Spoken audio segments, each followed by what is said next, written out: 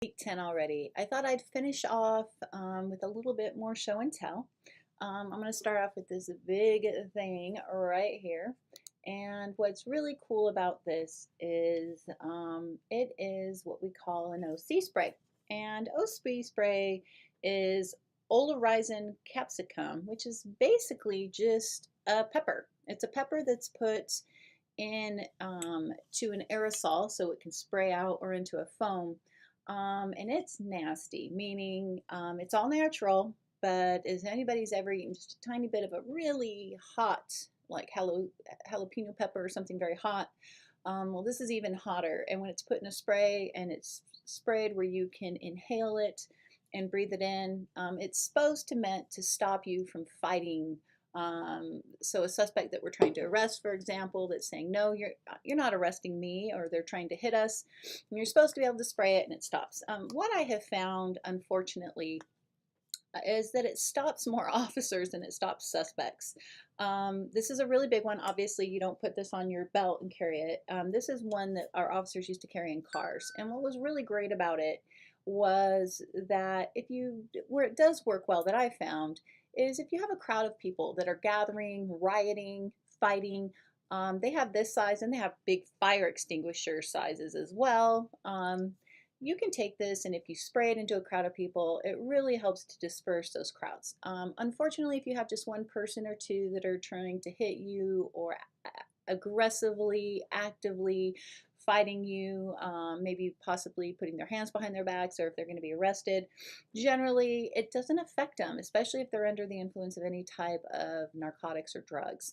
So anyway, it does have its use, but it's kind of very specific. And what I have found is that every tool that officers use have their use, and sometimes they don't always work, and so officers have to be ready within millimeters of a second to say, hey, this didn't work, I need to go to this, or I need to go to that. Right now, Oregon, the main body that trains any law enforcement officer, is DPSST in Salem.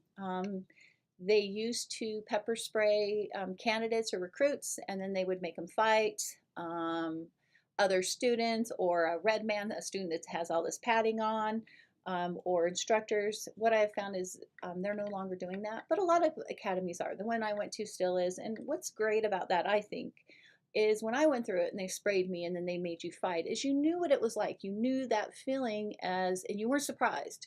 So when we had an officer that sprayed somebody in the streets and I breathed it in, I knew what that felt like. I knew it was happening, and I knew I would be okay. If you haven't felt that, some officers might be surprised or might be overtaken by suspects because they're surprised by the feeling.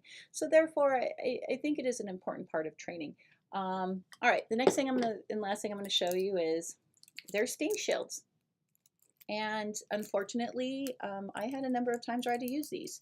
And generally what they're from is, ever so often, especially when I first started, we did not have cages in our car that were in the rear of our patrol vehicle that were caged out, meaning there were bars and there were sliding glass plastic windows, and there were plastic seats where we could transport a suspect. I drove in a car by myself, as most patrol officers do, unless you worked a double squad day where you had a lot of officers and you rode as partners, or you worked in a special detail like I did in the problem solving unit where you had 2 officers per car.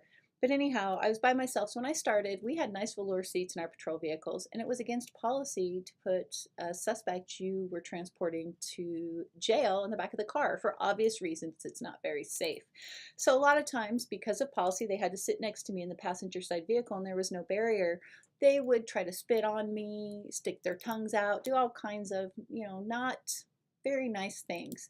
And so therefore, what's really great about these shields is when somebody, and this is just one that's out of the package, when somebody is trying to spit on you or do things with their mouth or bodily fluids, this goes over their head. It's very breathable, and it keeps the officer safe from those bodily fluids. All right, so that ends that. This is week 10.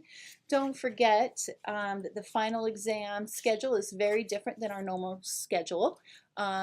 It is only open Monday through Thursday. Make sure you look at the dates and times and get those completed, because once they're graded, I will get your final grades in. All right, thanks so much. Everybody have a great day.